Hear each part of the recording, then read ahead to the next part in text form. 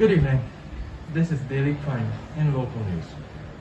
We are live today in the community highlighting the residual effects of the volcanic ash that fell for the past few days as the country was reopening.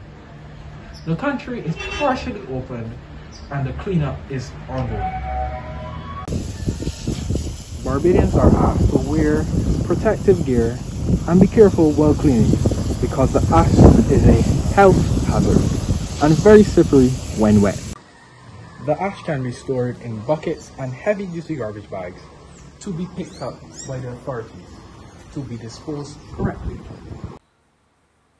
Road users are reminded that the country is gradually reopening from the last COVID-19 pandemic closure. Therefore, traffic is again heavy on our roads. Speeding cars and wind are distributing the ash and polluting the atmosphere. We will now head back inside for regional and international news.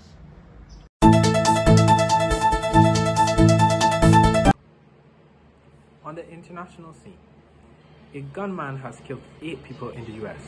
There were shots fired at a FedEx ground facility near Indianapolis main airport late Thursday night. Indianapolis police identified the gunman and stated that the former 19-year-old FedEx employee by the name of Brandon Hole shot, killed, and wounded several persons. Hole was found dead with what is believed to be a self-inflicted gunshot wound. In March 2020, Hole's mother told the authorities that her son might attempt suicide by cops.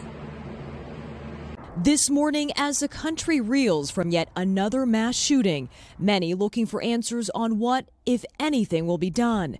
The Indianapolis shooting at a FedEx facility, leaving 8 people dead, followed a series of high-profile tragedies, including at a cabinet warehouse in Bryan, Texas earlier this month, a business complex in California April 1st that left 4 people dead, at a grocery store in Boulder, Colorado, and a string of killings at spas in the Atlanta area last month. It's a national embarrassment. Authorities in Indianapolis are focused on Brandon Scott Hole. Police say the 19-year-old, who used to work at the FedEx warehouse and took his own life during the attack, used 2 assault rifles purchased legally last summer. Months earlier, police had confiscated a shotgun from Hole after his mother had raised concerns about his mental state. Indiana's red flag law allows police or courts to seize guns from people deemed a danger. But authorities say Hole was not submitted to be flagged. The Biden administration is urging states to adopt and reform those red flag laws, part of a number of measures Biden introduced after the Colorado shooting, but the actions were limited. Democrats are pushing for more, including an assault weapons ban. But gun control is usually gridlocked in Washington, with some Republicans arguing Second Amendment rights need to be protected. Every time there's a shooting, we play this ridiculous theater. Back in Indianapolis, vigils for 8 lives, as yet another community looks for answers.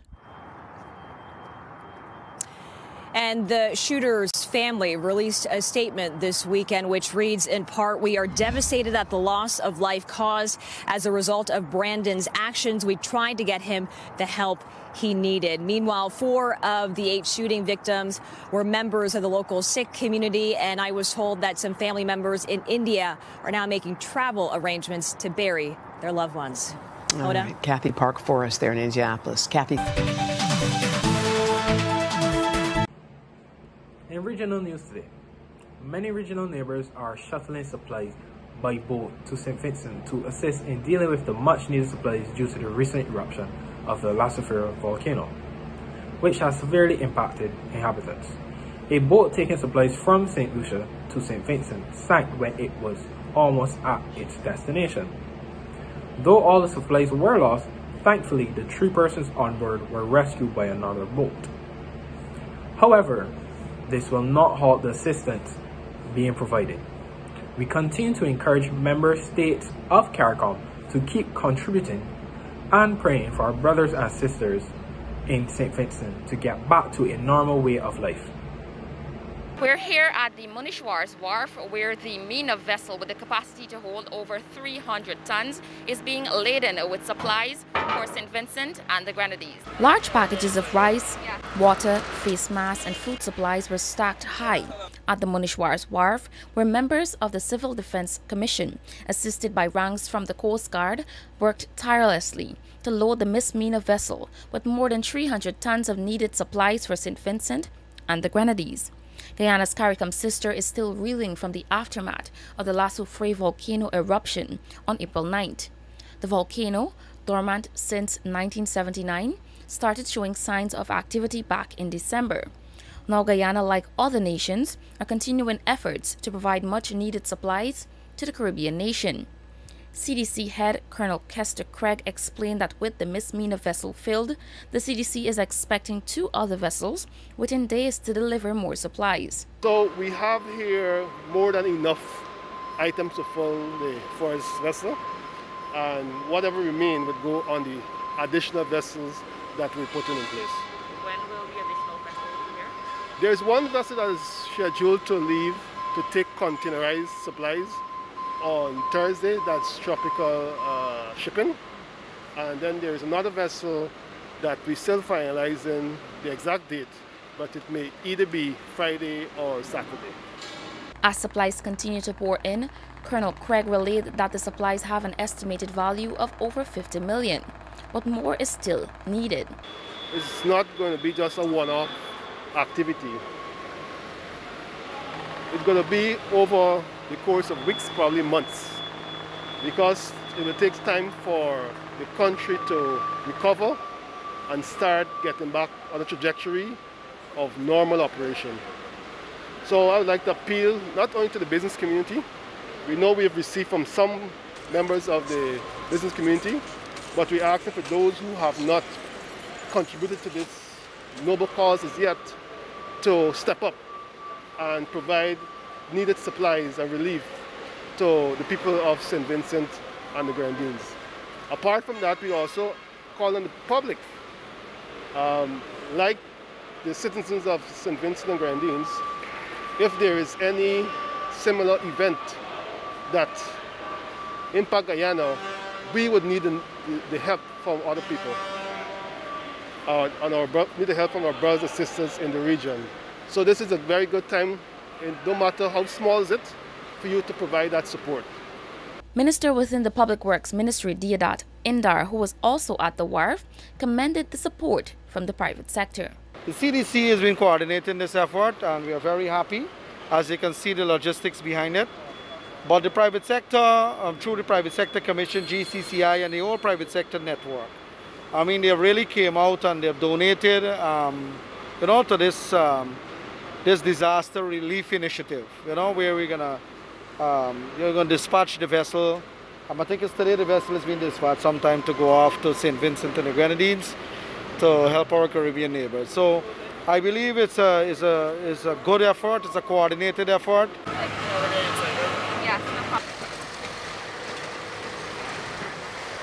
Coming up next, we have sports.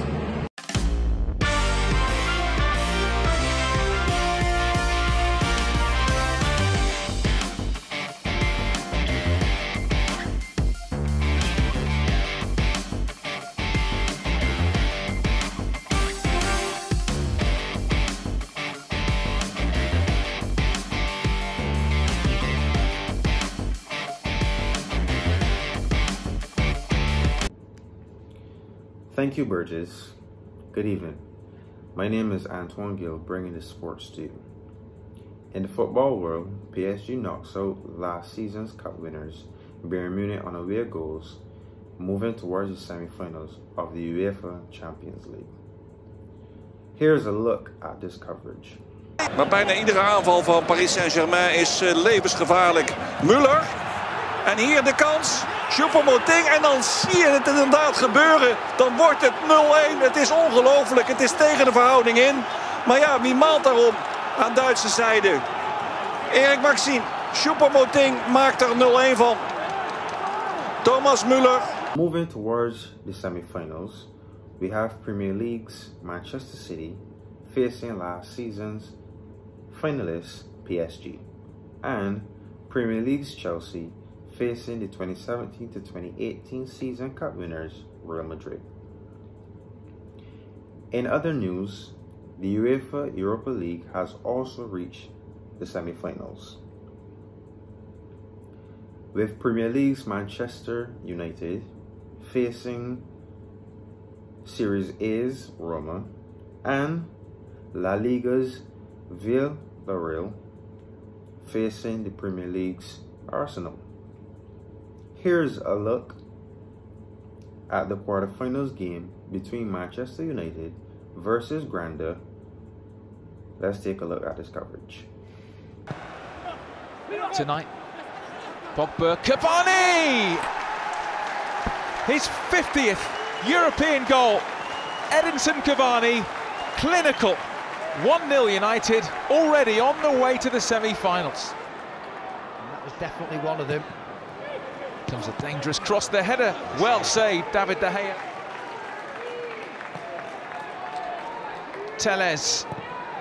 Tellez with the cross. Mata there, but it's an own goal. Yeah. An own goal. Vallejo turning it past his own goalkeeper. Manchester United through to the semi-finals of the Europa League again. Finished here at Old Trafford. United 2, Granada 0. Finally, in the football world, the Premier League table stands with Manchester City leading with 74 points. Manchester United trailing behind in second place with 63 points.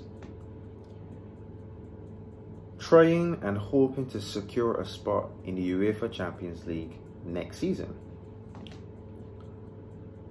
In third, we have Leicester City with 56 points, with West Ham United in fourth, trailing by just 1 point. This remains to be the top four currently. With only around 6 games left, Manchester City seems clear to be the 2020 to 2021 Premier League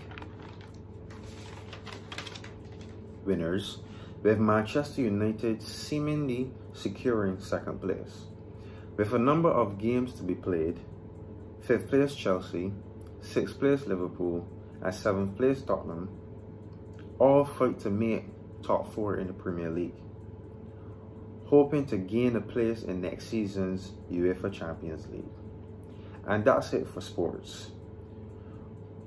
We will now have a word from our sponsors, and when we return, we have Malik Springer with the business report.